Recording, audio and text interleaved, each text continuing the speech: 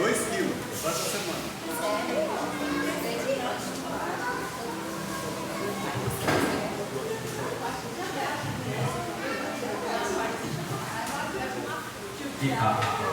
Isso.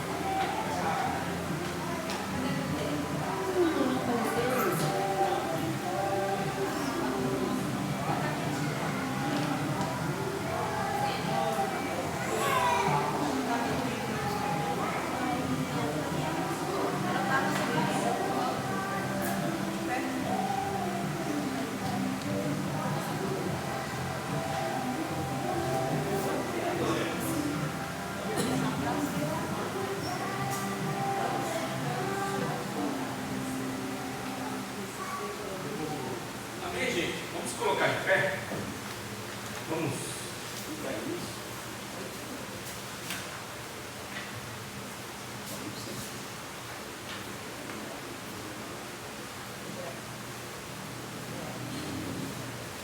Feche os seus olhos nesse tempo.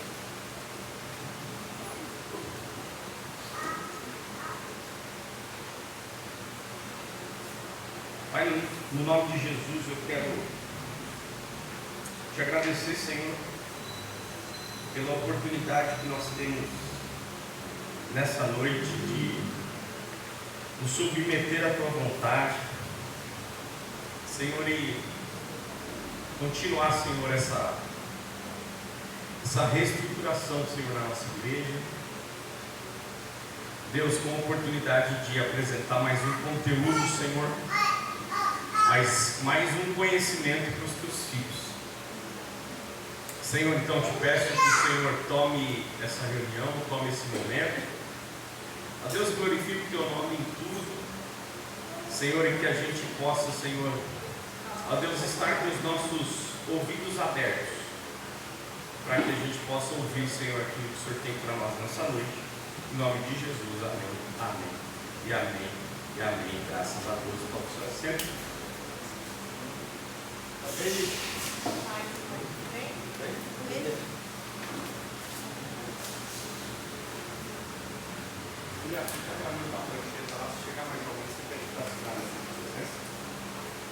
Amém. Abra sua Bíblia em Mateus capítulo de número 28. Mateus capítulo de número 28, versículos 18 e 19.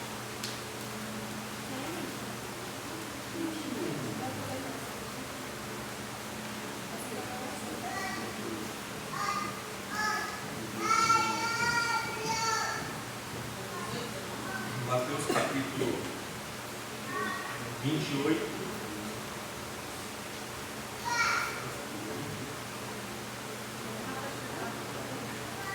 Mateus 28, 18 e 19. A gente já estava utilizando essas duas primeiras aulas, nós já estávamos utilizando, mas eu resolvi incluir elas aqui, mais uma, para que a gente possa começar do começo mesmo. Amém? Quem abriu aí para mim, leia, por favor, lê para mim, Daniel, por gentileza. Mateus 28, 18 e 19. aproximando-se, falou-lhes, dizendo: toda a autoridade me foi dada no céu e na terra. Portanto, vão e façam discípulos de todas as nações, batizando-os em nome do Pai, do Filho e do Espírito Santo. Amém. Continua lendo. Ensinando-os a guardar todas as coisas que tenho ordenado a vocês. E eis que estou com vocês todos os dias até o fim dos tempos. Amém. Quem gostaria que Jesus estivesse com você todo dia, todo tempo? Todos, né? Então nós temos uma chave. Esse texto no último versículo está falando assim: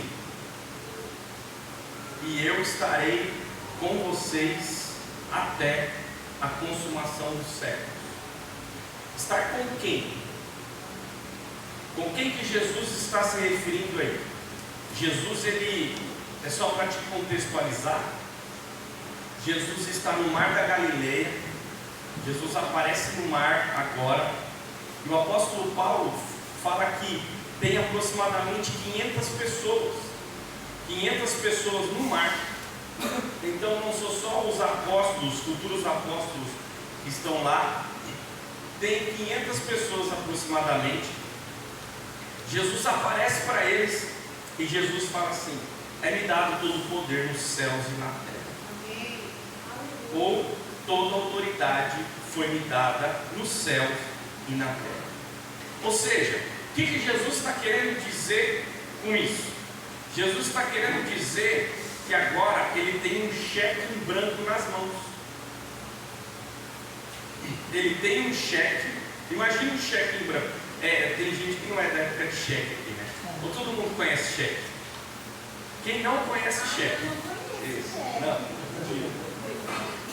Todo mundo sabe o que é cheque, né? Jesus pega esse cheque, ó, imagina comigo. Imagina que esse é o cheque. Jesus pega esse cheque com a caneta bonita dele, e eu sei que a caneta dele é mais preciosa do que Mont Blanc, e ele pega e assina: Jesus Cristo, o Salvador da humanidade. Ok? Agora ele levanta esse cheque e ele recita isso. Ele fala: toda autoridade é-me dada nos céus e na terra. Tá? O cheque está na mão dele. Mas esse cheque não vai ficar com ele. Esse cheque, ele fala assim: portanto, vocês agora vão, ide e fazei discípulos de todas as nações. O que Jesus está acabando de fazer? Jesus está acabando de pegar esse cheque em branco e entregando na mão daqueles homens, dizendo assim: tudo que vocês desejarem e fizerem para o meu reino, eu estou assinando embaixo. E de fazer discípulos em todas as nações. Então, o que é esse cheque em branco? Esse cheque em branco é o poder de evangelizar e é o poder de fazer discípulos. Amém. É o poder de ir e fazer. Então, Jesus, ele nos dá essa incumbência, e quando ele fala isso não é um convite, isso é uma ordem. Todo salvo em Jesus, ele tem uma ordenança para cumprir. Qual é esta ordenança? Ir e fazer discípulos. Então, não pode parar em mim o que Jesus fez na minha vida. Isso tem que ser contado para as pessoas que precisam que Jesus faça a mesma coisa que ele fez na nossa vida, para que aquelas pessoas saibam também que ele pode e ele quer fazer na vida das pessoas. Amém. Então, vamos lá. Apostila inicial do evangelismo discipulado. Este conteúdo é baseado em em materiais de livre propagação sobre evangelismo e discipulado, que foram adaptados para utilizarmos em nossos encontros. Olha para mim, esse conteúdo aqui é um conteúdo que já existe. Eu não descobri a roda, eu só peguei essa roda e adaptei para a nossa realidade. Isso é plágio? Não, porque esses conteúdos eles são de autores que permitem a utilização desses conteúdos. Então tudo que a gente vai falar aqui é devidamente autorizado. Tem os seus os autores autorizaram a gente usar esse material, a gente utilizar esse material. Eu simplesmente adaptei para a nossa realidade, tá? Então é lógico que ao longo do caminho, à medida que o Senhor ele for levantando aqui os escritores, levantando aqui os palestrantes, os ministros, o Senhor também vai dar conteúdos para a gente. O Senhor também vai revelar coisas para nós. E aí, aí será um conteúdo exclusivo. Mas esse conteúdo aqui é de livre propagação do Evangelho de Jesus, tá? E o objetivo, qual é o objetivo desse curso? O objetivo é oferecer conhecimento básico para que possamos desenvolver uma conversa, defender o que acreditamos e ter base para convencermos as pessoas sobre a fé que professamos. Se eu perguntasse para você hoje, por que você segue Jesus? Qual seria a sua resposta? Alguém gostaria de responder? Porque ele me salvou. Boa. Ele nos amou primeiro, salvou. Que mais? Por chegar a Deus só através de Jesus. Certo. Alguém mais? Bom, para mim, hoje, eu tenho as experiências que eu tive, que eu tenho, tá? Que quando falo o nome de Jesus, para mim não tem explicação assim, porque só o que eu acho que cada um aqui vivencia, já vivenciou, para mim é isso, essas duas experiências. Certo. Então, olha só, o que foi falado aqui? Foi falado de experiências pessoais, amém? Amém. Ok? Essa é uma forma de você convencer alguém o porquê que você serve Jesus, ok? A segunda forma que você pode convencer alguém é através da história. E eu falo além da Bíblia. Por quê?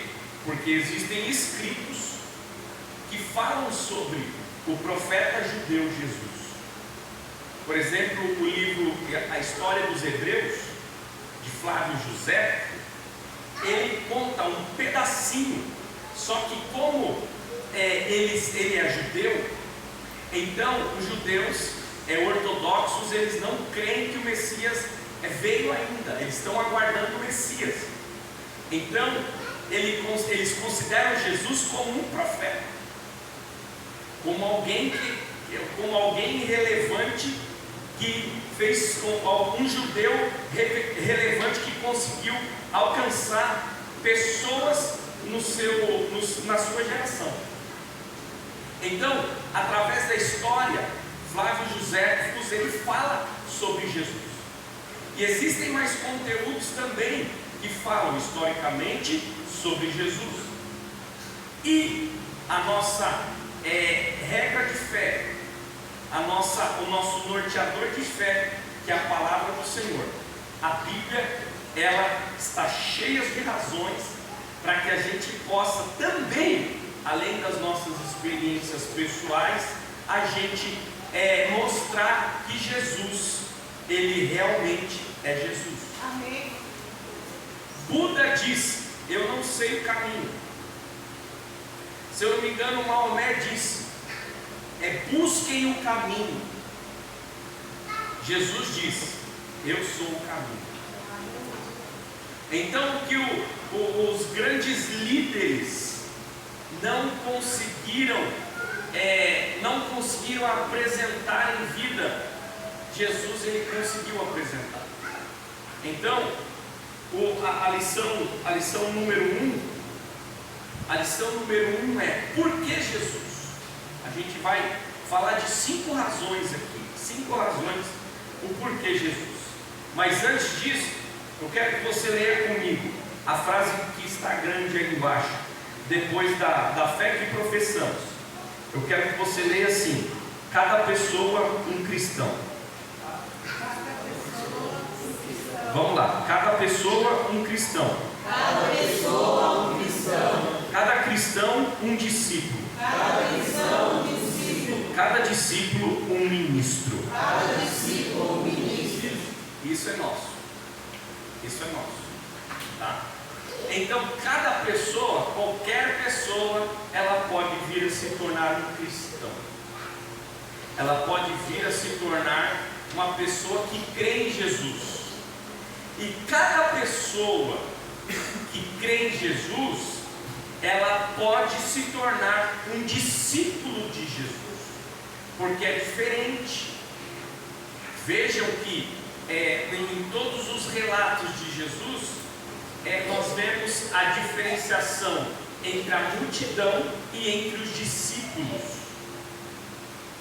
A multidão, ela só quer o que vem da mão de Jesus. O discípulo quer o que vem do coração dele. Então, a gente não tem que desejar o que está na mão.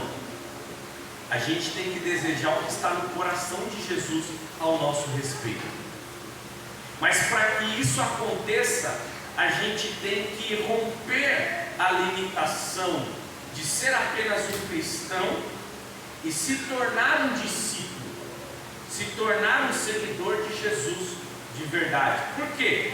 Porque a partir do momento que a gente se torna um discípulo, o que acontece? O Espírito Santo vem, toma a nossa vida, e a partir desse momento a gente se torna um ministro. O que é um ministro?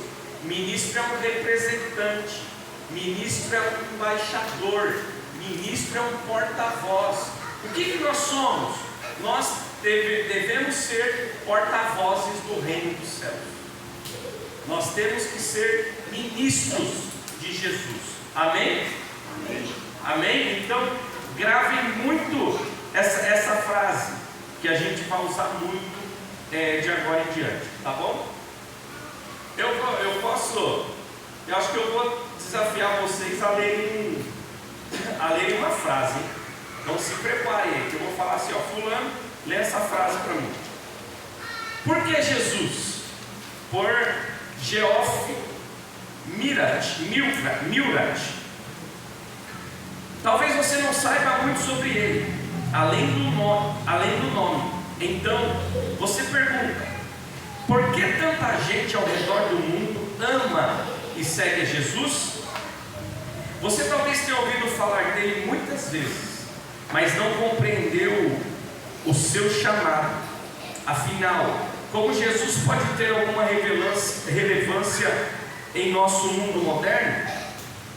O que sua mensagem tem a ver comigo? Quem sabe essa é a hora de você refletir sobre Jesus. Faz algum sentido para você? Há alguma boa razão para segui-lo? O que você verá nas próximas páginas é o que a Bíblia ensina sobre Jesus.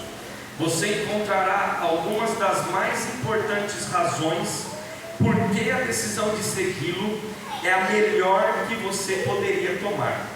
Portanto, a escolha é sua. Você está preparado para prosseguir? Está preparado para pensar por que Jesus? Primeira razão: ele veio a nós conforme prometido. Jesus não veio a este mundo desavisadamente. Deus deixou muitas promessas que enviaria um Salvador. Esse Salvador viria libertar as pessoas de seus pecados e restaurar o relacionamento delas com Deus. Séculos antes de Jesus nascer, essas promessas foram registradas nas Escrituras Sagradas. Jesus disse que essas promessas falavam dele. São as Escrituras que testemunham a meu respeito. João 5,39. Isaías foi um dos profetas que falaram sobre a vinda do Senhor. Olhe para mim então, a primeira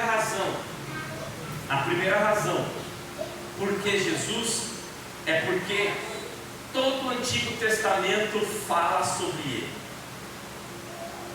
Quando Adão e Eva caem, o Senhor fala para Adão assim: a serpente, ela mordeu seu calcanhar, mas vai nascer um que vai pisar na tua cabeça. O salmista Davi fala sobre ele. Salmo 2 fala assim: tu és meu filho, hoje te gerei, pede-me e eu te darei as nações por herança. Moisés fala sobre ele. Então, a gente vai ver alguns versículos, principalmente em Isaías, que estava predizendo o nascimento de Jesus. Então, a primeira razão é que o nascimento dele já estava prometido. Deus já havia prometido o Salvador da humanidade. Eu quero dizer para você, Efésios capítulo 4, se eu não me engano, diz que a gente foi gerado nele antes da fundação do mundo. Então, se Jesus estava predito para ser o Salvador da humanidade, nós estávamos também já determinados por Deus para que nós pudéssemos ter acesso a essa tão maravilhosa graça, porque o Senhor nos gerou nele antes da fundação do mundo.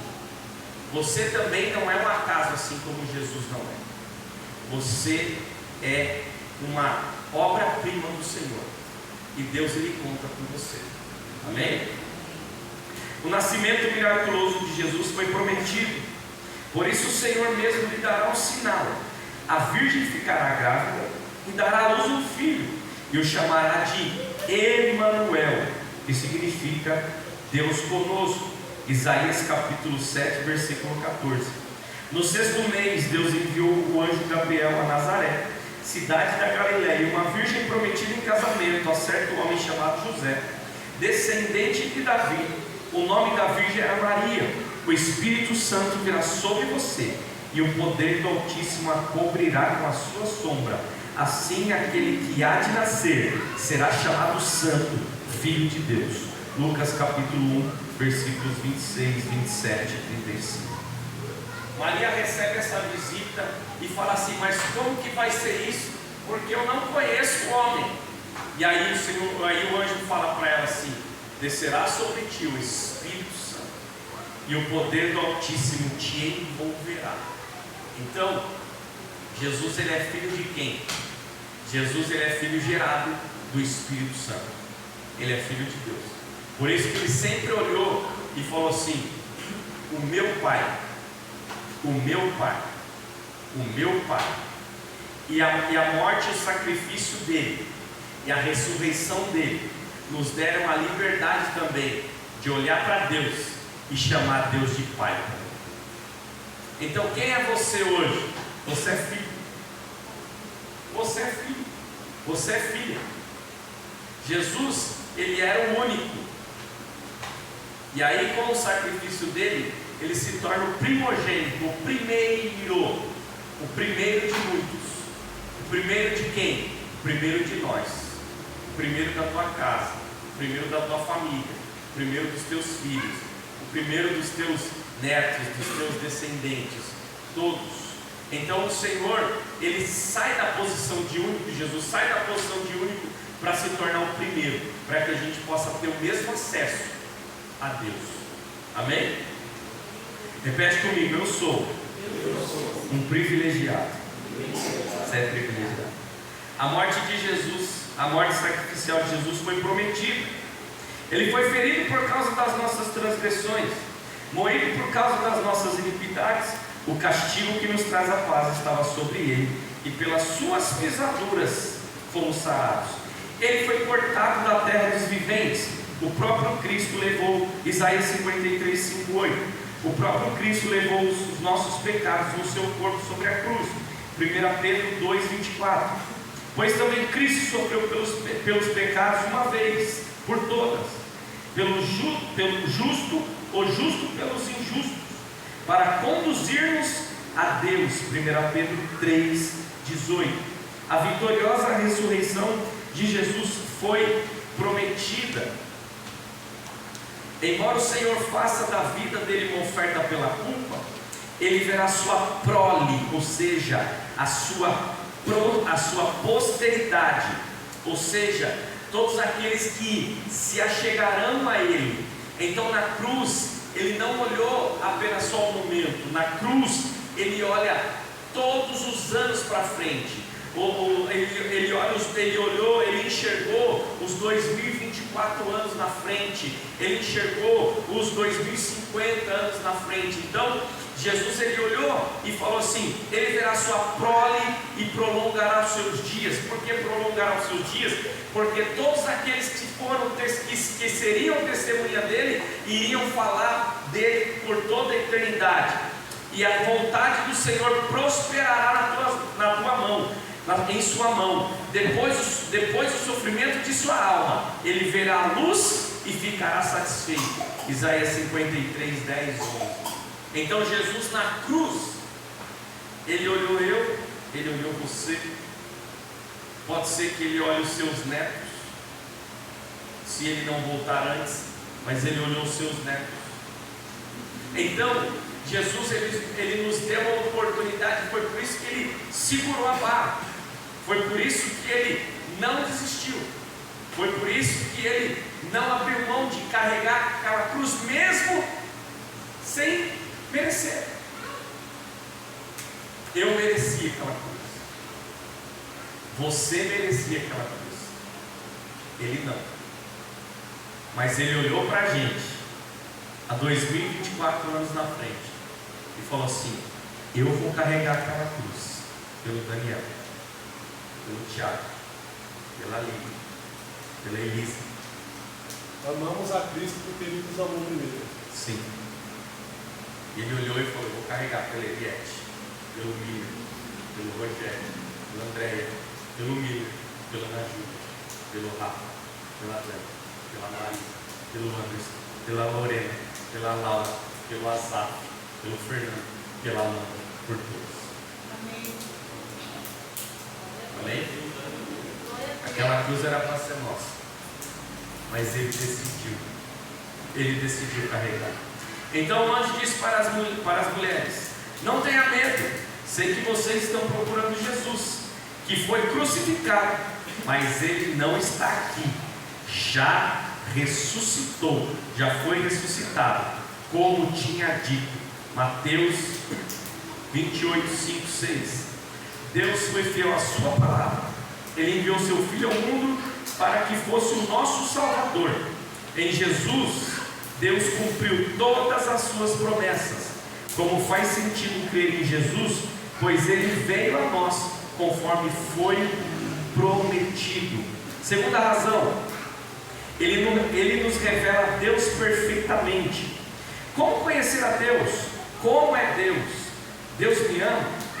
Ele me aceita? A Bíblia ensina que Jesus é a resposta para todas essas perguntas. Deus nunca foi visto por alguém. O Filho unigênito está no seio do Pai e Ele o revelou. João 1,18. Jesus disse: quem vê a mim, vê ao Pai. O Filho de Deus veio a este mundo para revelar a Deus e resgatar os pecadores. Por meio de Jesus podemos ver quem Deus é e qual o seu aspecto. Por meio de Jesus podemos também compreender o amor de Deus por nós.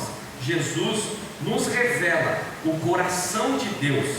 Porque Deus amou o mundo tanto que deu o seu único Filho, para que todo aquele que nele crê não morra, mas tenha vida eterna. João 3,16.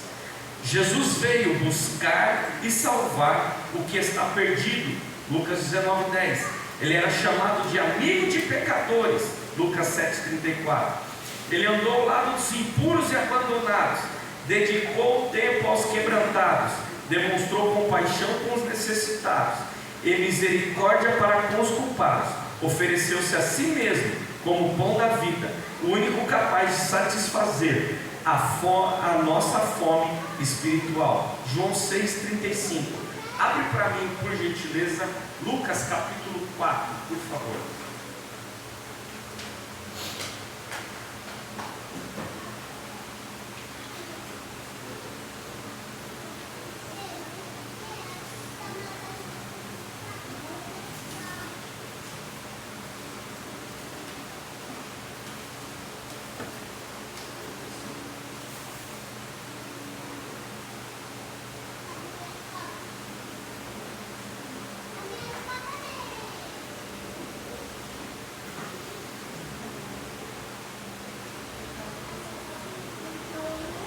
Lucas capítulo 4,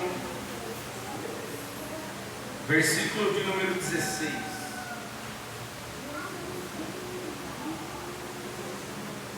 Lucas 4,16. André, lê para mim o 16. Elisa está comigo mesmo? Oi? Ah, certo. Tiago leu 17.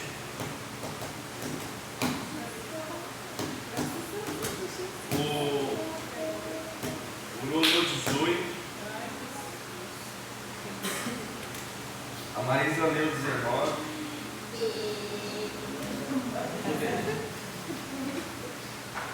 É isso. É, você vai ler o 19. Vai lá, André. Indo para Nazaré, onde foi criado, entrou no sábado na sinagoga, segundo o seu costume, e levantou-se para ler. Segura aí. Abre Isaías 61 para mim.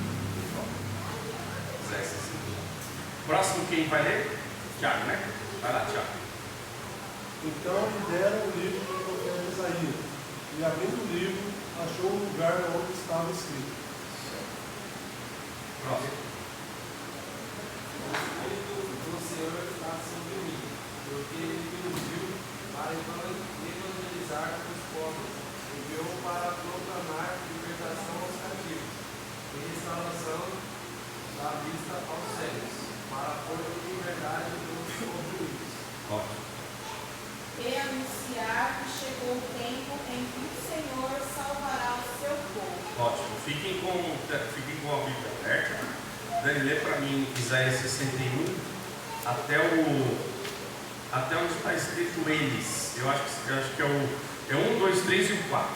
Lê para mim. O Espírito do Senhor Deus está sobre mim, porque o Senhor me ungiu para pregar boas novas aos mansos, enviou-me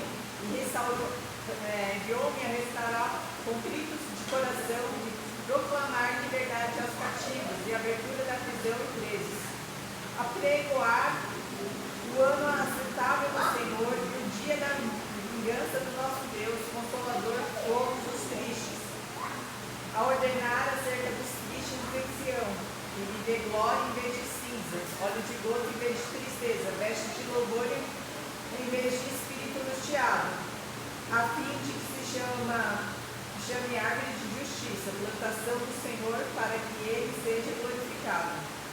Continua, Pedro? Aí eu falo. Aí depois é o 5 e eles. É isso?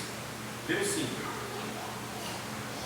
Não, agora é o 4. E edificarão os lugares antigamente assolados, restaurarão os anteriormente destruídos, renovarão as cidades assoladas, destruídas geração em geração, e haverá estrangeiros que apacentarão os vossos rebanhos, e estranhos serão vossos lavradores e os vossos vinhateiros. Beleza. O que tem a ver esses textos? Porque eles têm comigo. Oi? Porque eles têm. Entende? Olha só. O que aconteceu?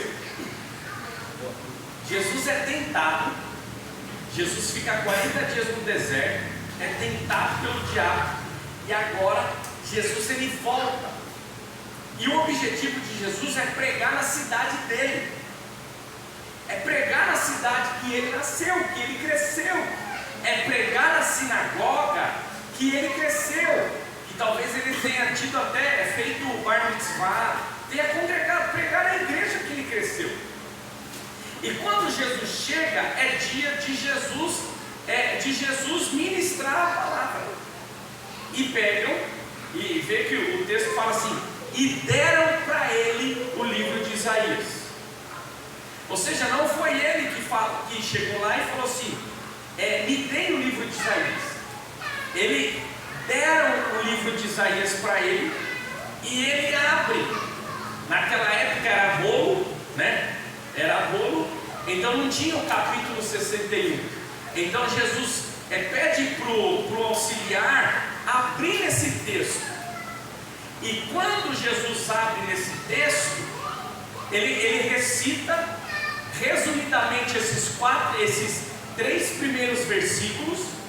O Espírito do Senhor está sobre mim, porque me ungiu para pregoar boas novas aos mansos, proclamar liberdade aos cativos e apregoar o ano aceitável do Senhor. Quando Jesus prega isso, Jesus vai até o versículo 3. A Bíblia diz que Jesus fecha o rolo e diz assim: hoje se cumpriu esta palavra. Qual palavra se cumpriu? Os 3 primeiros versículos de Isaías, aonde ele chama a responsabilidade para ele em primeira pessoa. Ou seja, Jesus está dizendo assim: eu vou começar algo novo, eu vou começar uma coisa nova a partir de hoje, porque foi a partir desse momento que Jesus começou o ministério dele. A partir dessa hora ele começou a falar: é chegado o reino dos céus, arrependei-vos, porque é chegado o reino dos céus. Então Jesus, só que tem um detalhe aí. Só que tem um detalhe aí. Quando Jesus fala isso, a Bíblia diz, e eu quero dar uma lição para vocês. Leiam Lucas 4, a partir do versículo 16. Leiam Lucas 4. Se vocês quiserem anotar aí, anotem na sua apostila. Essa apostila é de vocês, tá?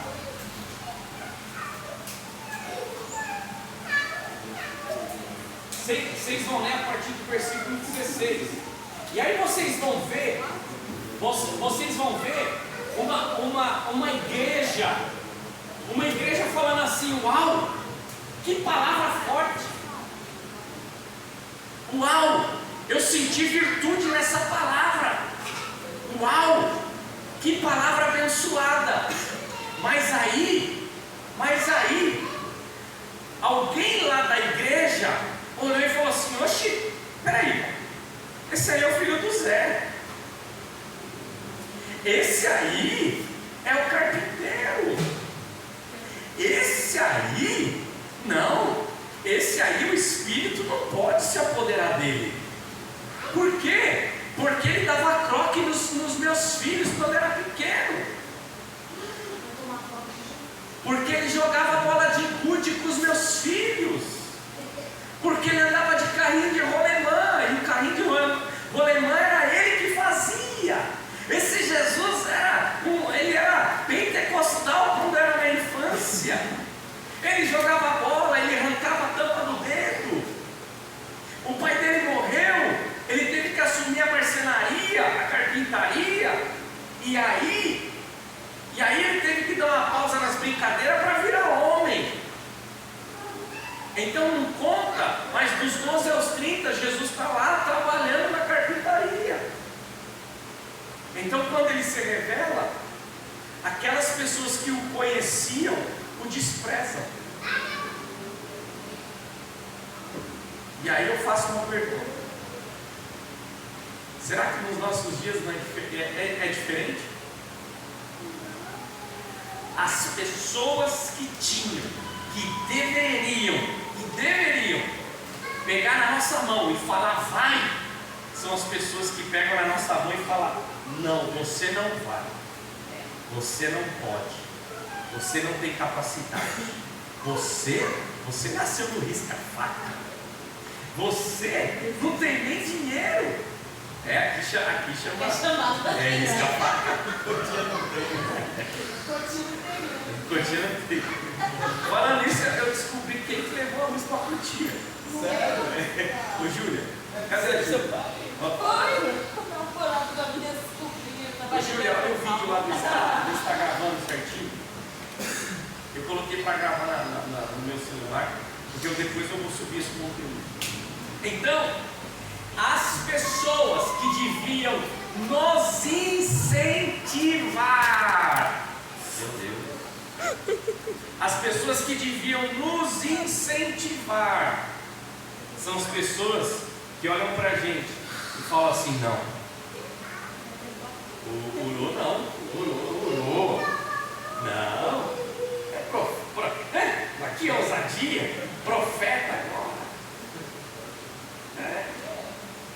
Tiago? Não, Tiago não. A Elisa? Não. A Lília? A Eliette? O Miller 2? A Ana Júlia? O Rogério? A Andréia? A Dani não.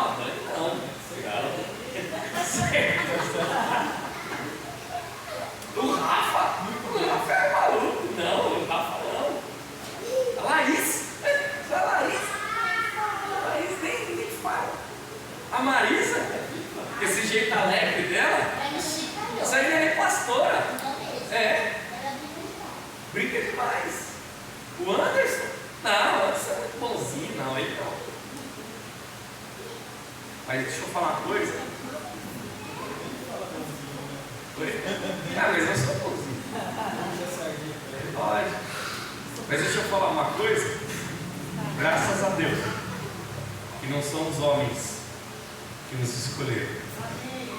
Foi Deus que te escolheu. Glória a Deus, aleluia. Foi Deus que olhou e falou assim: eu vou contar com ele. Eu vou fazer uma grande obra. Eu vou pegar esses improváveis da cidade de Osasco, lá perto do Risca-Faca. Eu vou fazer daquele lugar uma referência. Então, não é diferente da época de Jesus. Você vai ver que eles pegaram Jesus, tiraram Jesus da igreja, e lá tinha um precipício. Eles pegaram Jesus para jogar Jesus no precipício. E a Bíblia diz que por causa da incredulidade deles, Nazaré não recebeu milagres de Jesus. E aí Jesus tem que ir para Galiléia. E lá na Galiléia, na beira do mar, ele encontra os seus 4 primeiros discípulos. E ele olha para 2 que estavam lavando as redes. Olha para eles e fala assim: ei, segue. Olha para os outros 2 que estavam consertando as redes. E fala para eles assim: vinde após mim, que eu quero ensinar algo novo para vocês. Então, Jesus te escolheu. E é por isso que você está aqui nessa noite. E é por isso que talvez você tenha sofrido tantas coisas. Mas para quê? Para você adquirir experiência. Para quê? Porque o seu testemunho vai fazer discípulos para Jesus. Amém. Amém? Posso conhecer a Deus? Como é Deus? Deus me ama? Deus me aceita? Jesus trouxe esperança, perdão e nova vida. Ele convida os pecadores cansados para ir até Ele com suas cargas. Venham a mim, todos vocês que estão cansados de carregar as suas pesadas cargas, e eu lhes darei descanso. Mateus capítulo 11, versículo 28. Somente por meio de Jesus podemos conhecer a Deus.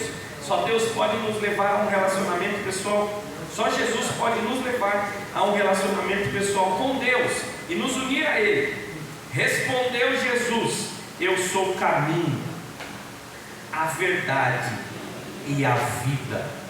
Ninguém pode chegar até o Pai a não ser por mim. João 14,16. Pois há um só Deus e um só mediador entre Deus e os homens, o homem Cristo Jesus, o qual se entregou a si mesmo como resgate de todos. 1 Timóteo 2, 5, 6. Deus revelou-se a si mesmo em Cristo. Jesus nos revela o Deus, o qual não precisamos fugir, mas o qual devemos nos voltar. Jesus nos revela a Deus perfeitamente. Anotem aí, ler Lucas 19. Lucas 19, tá? Lucas 19, tá ok?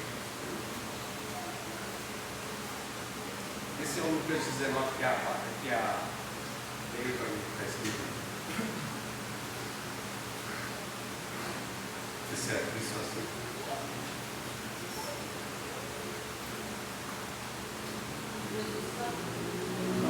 Não, é da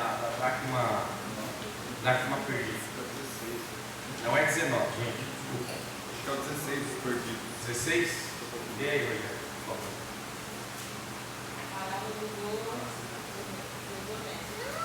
16.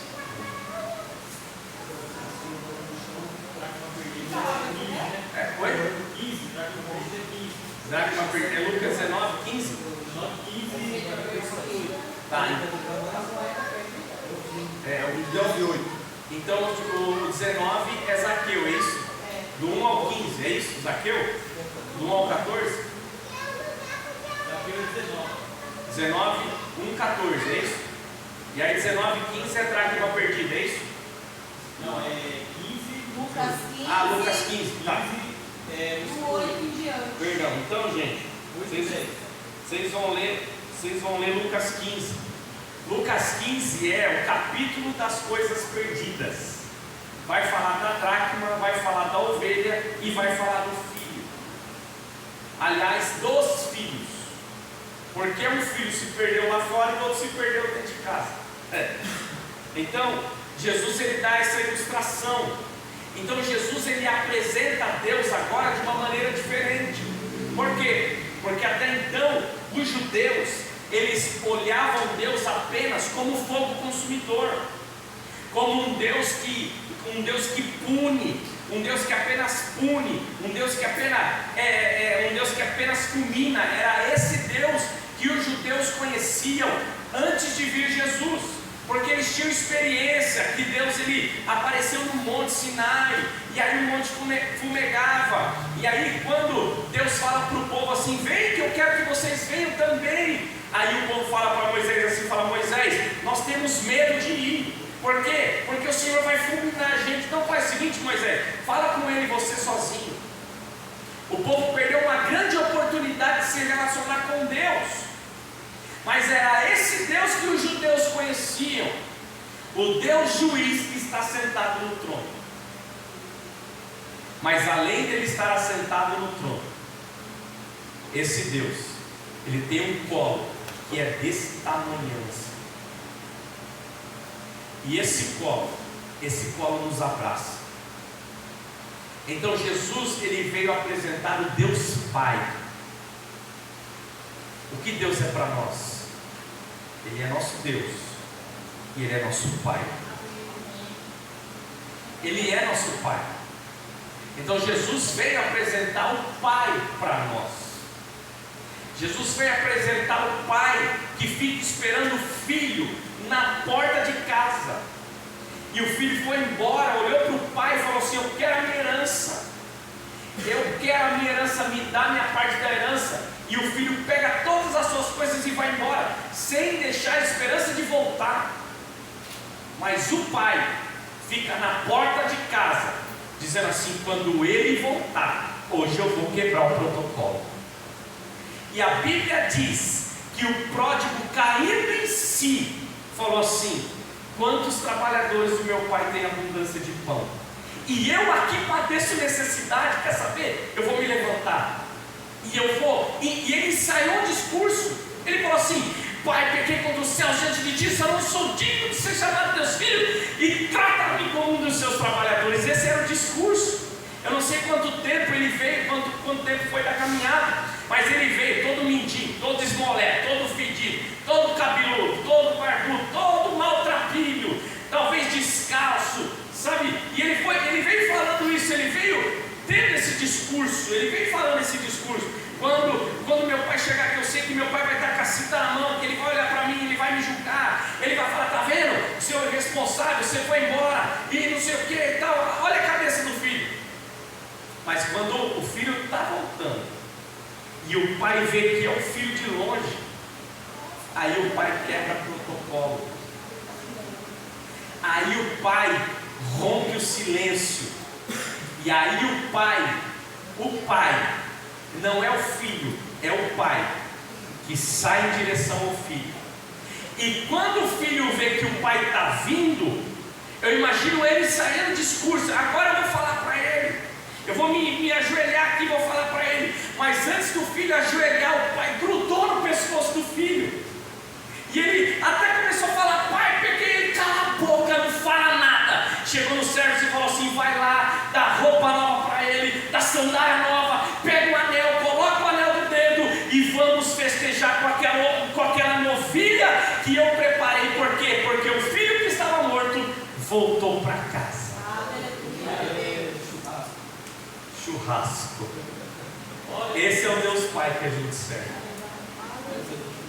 Esse é o Deus Pai que quer ser Pai, que quer ser nosso Pai, que quer ser nosso provedor. Qual é a missão do Pai? Pais, a nossa missão é prover, proteger e dar destino. Essa é a nossa missão. E o Pai Celestial também é assim. Então Jesus veio apresentar agora o Deus Pai para a humanidade, para fazer a humanidade entender que ainda tem chance, que ainda tem jeito. Amém? Vamos lá, próximo folha. Razão 3. Essa é a razão pela qual a gente está aqui. Porque Ele morreu pelos nossos pecados. Todos nós temos problemas, a vida é repleta de problemas, mas a Bíblia ensina que todos nós temos um problema em comum. Qual é o problema em comum? Qual é o problema em comum? Qual é o problema em comum? Qual é o problema em comum? Todos somos pecadores, não há exceção. Todos nós falhamos em viver uma vida de perfeição, falhamos em viver corretamente diante de Deus. Romanos 3:23 diz que todos pecaram e estão destituídos da presença gloriosa de Deus. O que é destituído? Destituído é você ter direito num momento e chegar num outro momento você não ter mais direito àquilo. Então a destituição, o pecado, ele nos destitui, ele nos afasta de Deus. O pecado, ele coloca uma barreira entre nós e Deus.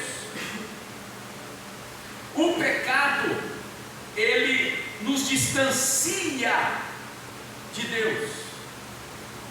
Antigamente tinha que se fazer sacrifícios para expiação. O que é expiação?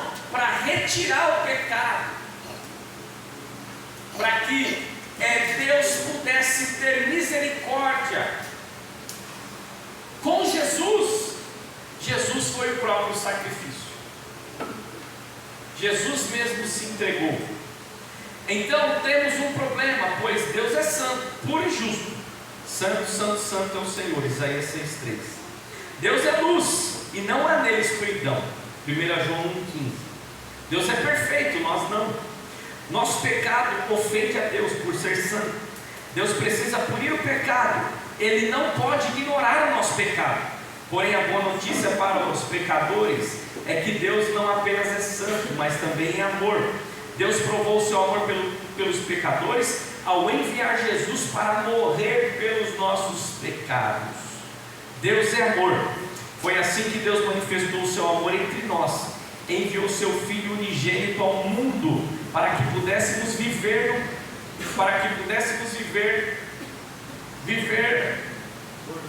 por meio dele, a par dele. Nisso consiste o amor. Não, eu estava olhando para o cara, não tem nenhum erro aqui. Nisso consiste o amor. Não em que nós tenhamos amado a Deus, mas em que Ele nos amou e enviou seu Filho como propiciação pelos nossos pecados. 1 João 4, 8, 10. Deus demonstra o seu amor por nós. Cristo morreu em nosso favor quando ainda éramos pecadores. Romanos 5, 8. Em seu grande amor, Deus enviou Jesus para ser o nosso substituto. Jesus voluntariamente morreu em nosso lugar, por nossos pecados. Na cruz, por amor a nós, Ele experimentou o juízo de Deus. Deus tornou o pecado por nós, aquele que não tinha pecado, para que nele nos tornássemos justiça de Deus. 2 Coríntios 5, 21. Jesus tomou sobre si o juízo que merecíamos, a fim de nos trazer perdão que não merecíamos. Deus manteve-se fiel à sua santidade e ao seu amor por meio da morte de Cristo. Deus puniu o pecado e providenciou por meio da salvação o meio para a salvação dos pecadores. Por causa da cruz, temos um novo e completo relacionamento com Deus em Cristo. Jesus é o perfeito Salvador, porque Ele morreu pelos nossos pecados. Pergunto a vocês: vocês teriam coragem de entregar o seu filho, seus filhos, em sacrifício? Jamais. Levanta a mão quem tem coragem. Pegaria só.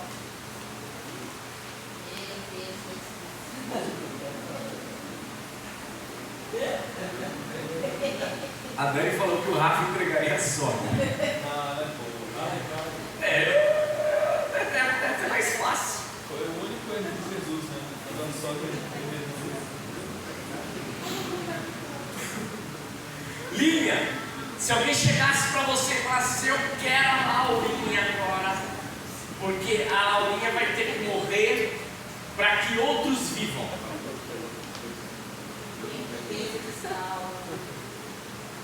Difícil, né? E aí, Lô? Todo mundo morre.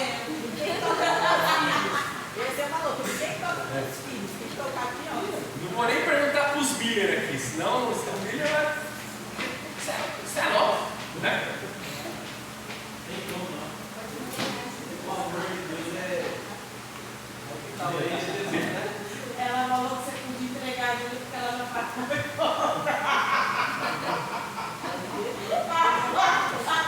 Eu posso entregar a Júlia porque ela aí já paga a conta.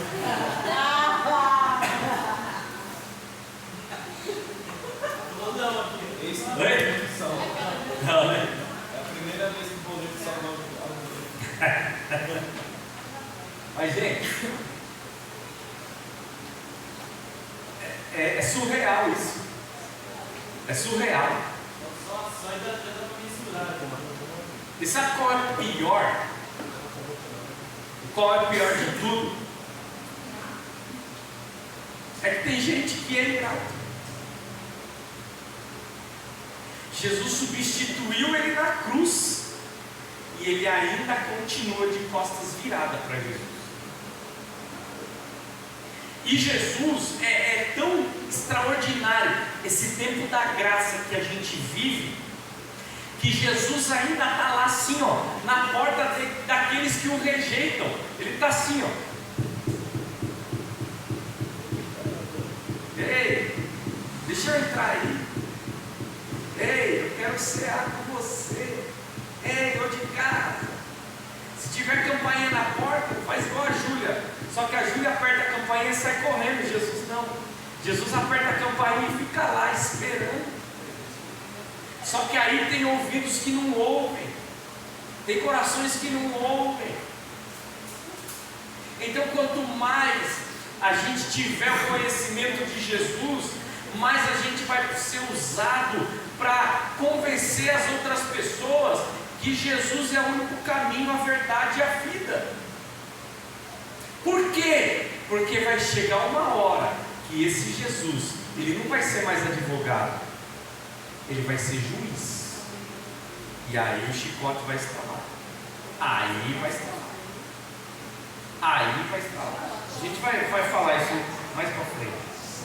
Mas o fato é, quem é pai e quem vai ser pai, e quem é pai espiritual, sente um pouco o que Deus sentiu. Imagina uma coisa, Jesus sempre está falando assim, eu e meu pai somos um, eu e meu pai somos um, eu vim fazer a vontade do meu pai, vim pregoar a boas novas do meu pai. E aí chega lá na cruz do Calvário, Jesus, na sua quarta ou quinta frase, Jesus olha e fala assim: Eli, lama sabachthani. Deus meu, por que me desamparaste? Deus meu, por que me abandonaste? Imagina o coração de Deus como estava. Imagina o coração de Deus como estava, de entender e falar assim: não, é necessário ele passar por isso, ele precisa passar por isso, porque daqui a pouco eu vou dar um comando e eu vou ressuscitar ele dos mortos. E quando eu ressuscitar ele, não vai vir só ele, vai vir uma multidão de milhares e milhares de homens e mulheres que vão louvar o meu nome. Esse foi o coração do Pai, e essa foi a disposição do Filho. E é por isso que a gente tem que valorizar, porque eles fizeram um sacrifício enorme para nos reconectar novamente com Ele. Quarta razão, porque Ele ressuscitou dentre os mortos. Jesus tomou nosso lugar no juízo de Deus. Ele morreu na cruz em nosso lugar pelos nossos pecados, foi sepultado, mas não permaneceu no sepulcro. Ele é a maravilhosa notícia para os pecadores. Jesus está vivo. Que hora que é, por favor? Não tenha medo, eu sou o primeiro e o último, eu sou aquele que vive. Estive morto, mas agora estou vivo para todo sempre. Você pode levantar sua mão e lá, Jesus. E tem detalhe, tem as chaves da morte e do inferno do Hades. Apocalipse 1, 17 e 18. Nada é mais importante que a ressurreição de Cristo. Pelo fato dele ter ressuscitado entre os mortos, podemos estar certos que Jesus é de fato quem ele diz ser, porque não era possível que a morte o dominasse. Atos 2, 24. Foi declarado Filho de Deus com poder pela ressurreição entre os mortos. Romanos 1, 4, 11. Jesus disse que tinha o poder para entregar a sua vida e tomá-la de volta. João 10, 18. A ressurreição prova que Jesus é o Filho de Deus. O sacrifício de Jesus foi aceito. Jesus foi entregue para morrer por causa dos nossos pecados e foi ressuscitado a fim de que nós fôssemos aceitos por Deus. Romanos 4, 25. E se Cristo não ressuscitou, inútil é a fé que vocês têm e ainda estão em seus pecados. 1 Coríntios 15, 17. Ao ressuscitar a Cristo dentre os mortos, Deus demonstra que a morte de Jesus foi por ele aceita como substitutiva do pecado, e a ressurreição de Cristo prova que o preço do pecado foi pago e que a exigência de Deus foi plenamente satisfeita. Jesus pode te dar a nova vida. João 11, 25. Eu sou a ressurreição e a vida, porque eu vivo, vocês também viverão. João 14, 19. Deus nos oferece uma nova vida em Cristo. O salário do pecado é a morte, mas o presente de Deus é a vida eterna em Cristo Jesus, nosso Salvador. Romanos 6, 23. Jesus concede vida eterna a todos que creem nele. João 10, 28. Assim, a vida eterna começa no momento em que se recebe a Cristo como Senhor e Salvador. Quem está unido com Cristo é uma nova pessoa, abandonou o que era velho e já chegou o que é novo. 2 Coríntios 5,17. Jesus é o perfeito Salvador, porque Ele ressuscitou dentre os mortos. Maomé morreu e não ressuscitou. Buda morreu e não ressuscitou. Os papas morreram e não ressuscitaram. Jesus morreu e ressuscitou. Aleluia. Essa razão 5. Porque ele foi, agora pesa, porque ele foi designado como juiz. Cada um de nós estará um dia diante de Deus. Todos nós nos depararemos com o nosso Criador. O dia do juízo é uma certeza. Cada pessoa tem que morrer uma só vez e depois será julgada por Deus. Hebreus 9, 27. A Bíblia nos ensina que Jesus se assentará como juiz no dia do juízo.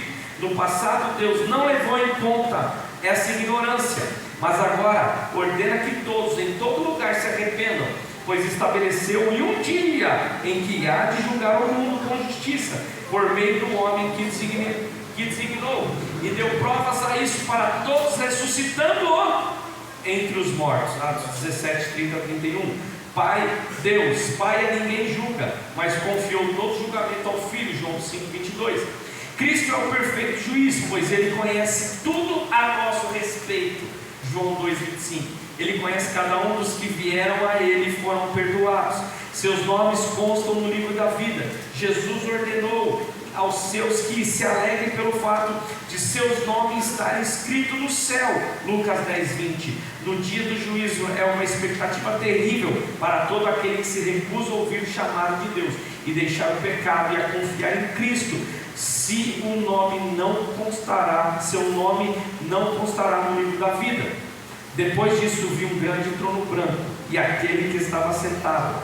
A terra e o céu fugiram de sua presença e não encontrou lugar para eles. Vi também os mortos, grandes e pequenos, de pé diante do trono, e os livros foram abertos, e outro livro foi aberto, o livro da vida. Os mortos foram julgados de acordo com o que tinham feito, segundo o que estava registrado nos livros, e o seu nome, se o nome de alguém não foi encontrado no livro da vida, este foi lançado no fogo, foi lançado no lago de fogo. Apocalipse 20, 11, 12 e 15.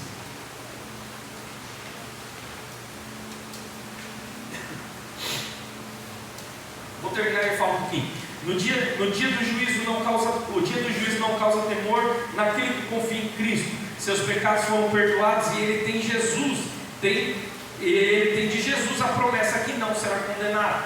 Eu lhes asseguro: quem ouve a minha palavra, crê naquele que me enviou, tem a vida eterna e não será condenado, mas passou da morte para a vida.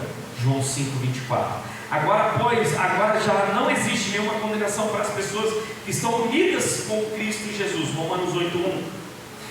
Jesus foi designado juiz. Se eu receber a Cristo como meu Salvador, então não terei por que temê-lo como juiz sobre mim. E o que vem depois? Ninguém é mais importante que Jesus. Nada é mais importante que receber a Cristo como Salvador. Ele veio a nós como prometido. Ele nos revela a Deus perfeitamente. Ele ressuscitou dentre os mortos. Ele é o juiz designado. Em função do que Jesus é e fez, Ele tem o poder para salvar qualquer um que se achegue a Ele, visto que para sempre Jesus tem um sacrifício permanente. Portanto, Ele é capaz de salvar definitivamente aqueles que por meio dele se aproximam-se de Deus, pois vive sempre para interceder por eles. Hebreus 10, 24 e 25. Olha para mim aqui. 7, 24 e 25, perdão.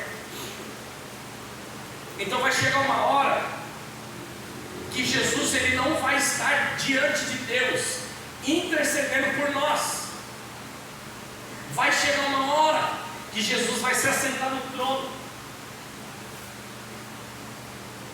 E aí vai chamar nome por nome. Os que foram arrebatados, Ele vai chamar nome por nome para galardão. Os que foram arrebatados, vai ter dois julgamentos: o julgamento da igreja, o julgamento dos salvos. E esse julgamento é para galardão, é para premiação, é para entregar a coroa. Sabe a coroa que a gente fala? É para entregar a coroa. E aí, essa coroa, ela pode ser uma coroa, é propriamente dita, pode ser domínios, governos. Porque existe na parábola aquele que foi dado os talentos, quando ele volta com os talentos multiplicados, aí Jesus fala, o Senhor da terra fala assim: você foi muito bom, agora eu vou te dar 10 cidades para você governar. Você multiplicou o seu talento, agora eu vou te dar 10 cidades, agora eu vou te dar 5 cidades. Então, esse é o julgamento da igreja, dos salvos, dos que foram arrebatados. E vai ter o grande julgamento do juízo final, daqueles em que os seus nomes não constam no livro da vida. Esse julgamento é para o lago de fogo. E quem vai fazer esse julgamento vai ser o próprio Jesus.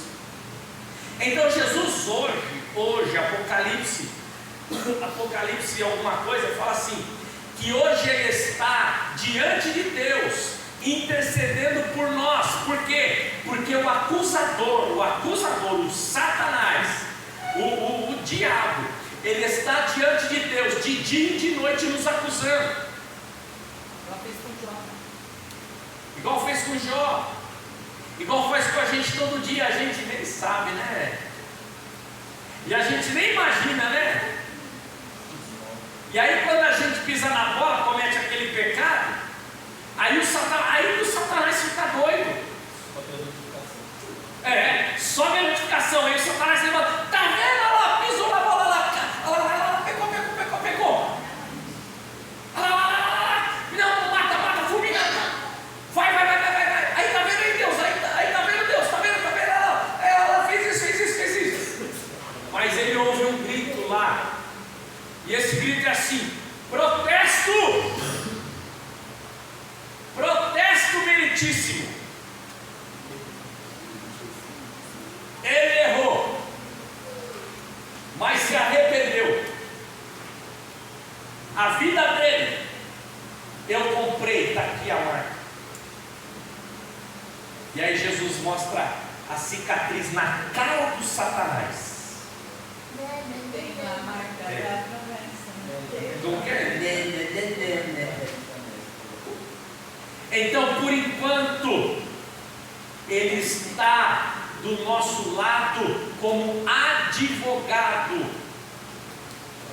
A epístola de João fala isso: filhinhos, não pequeis, mas se pequeis, se por acaso pecarem, vocês têm ao vosso favor um advogado que intercede por vocês diante de Deus, que é Jesus.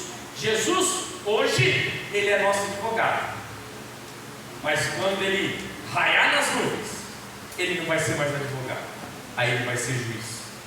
Então, o nosso trabalho é estar do lado de Jesus quando ele raiar nas nuvens.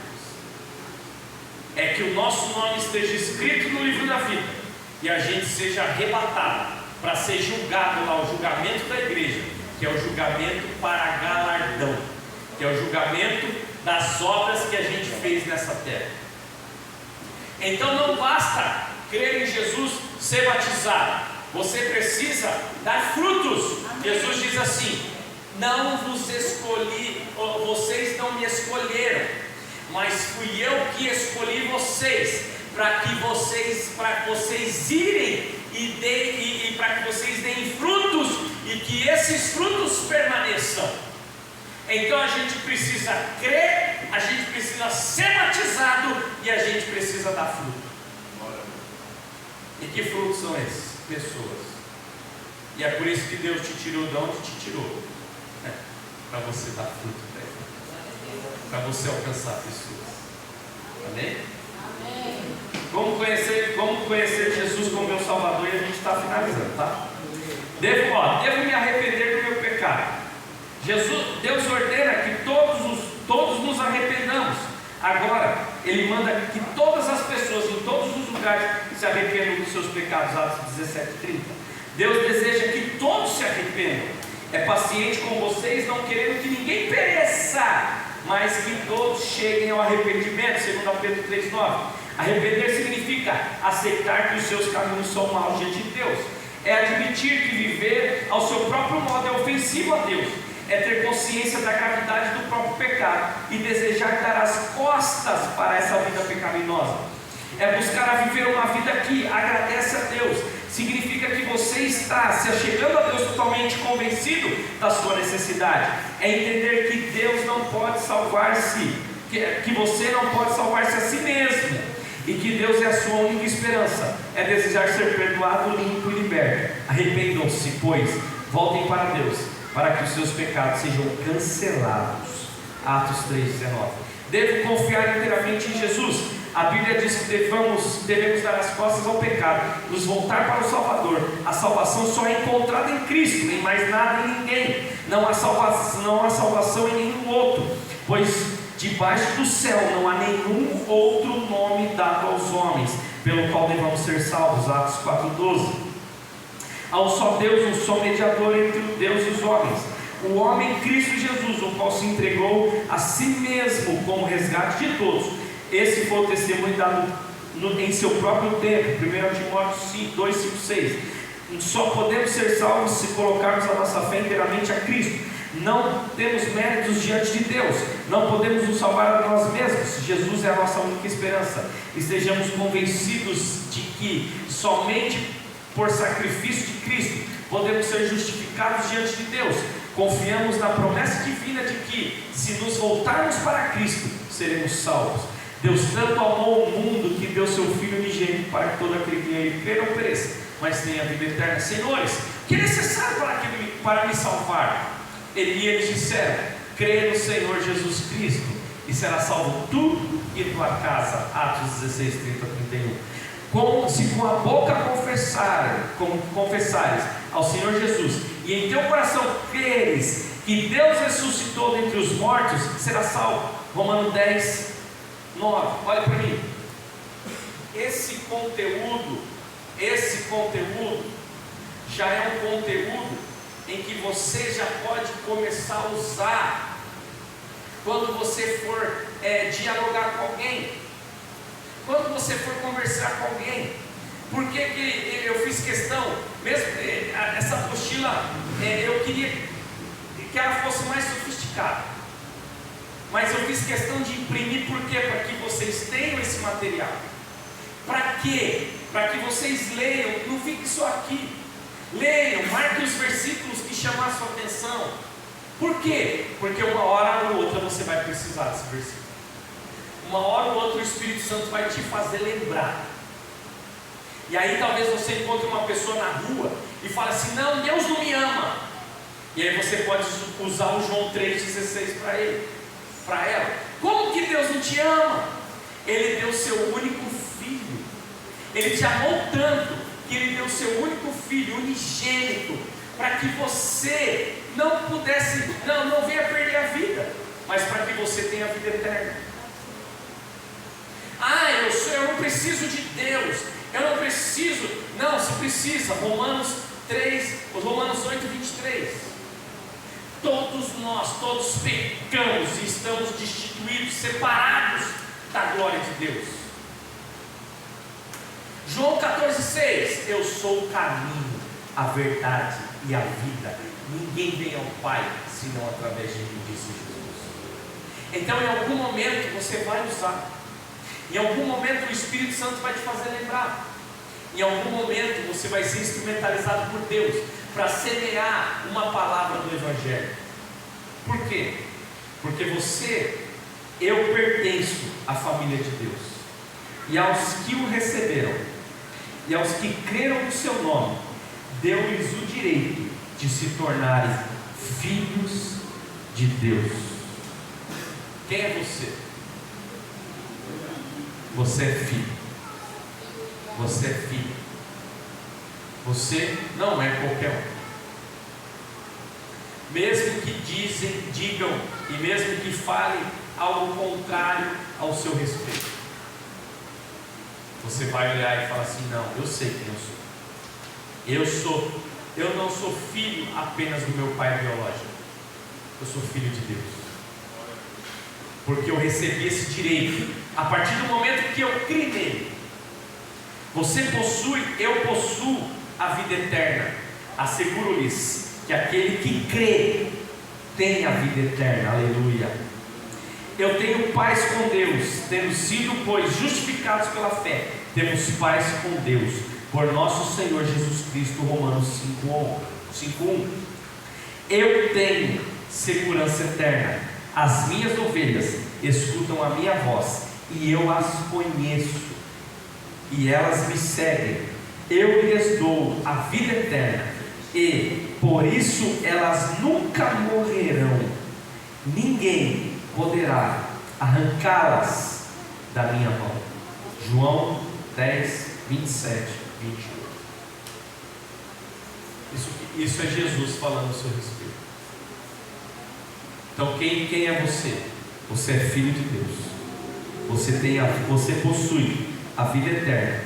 Você tem paz com Deus e você tem a segurança eterna. Amém? Alguém gostaria de fazer alguma pergunta? Depois da explicação. Depois da explicação. Alguém queria perguntar alguma coisa? Perguntar?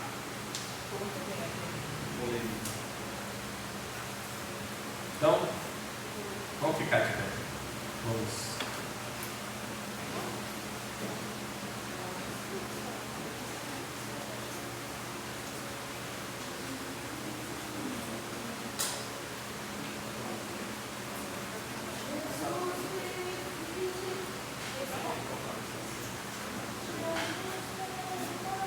Feche seus olhos.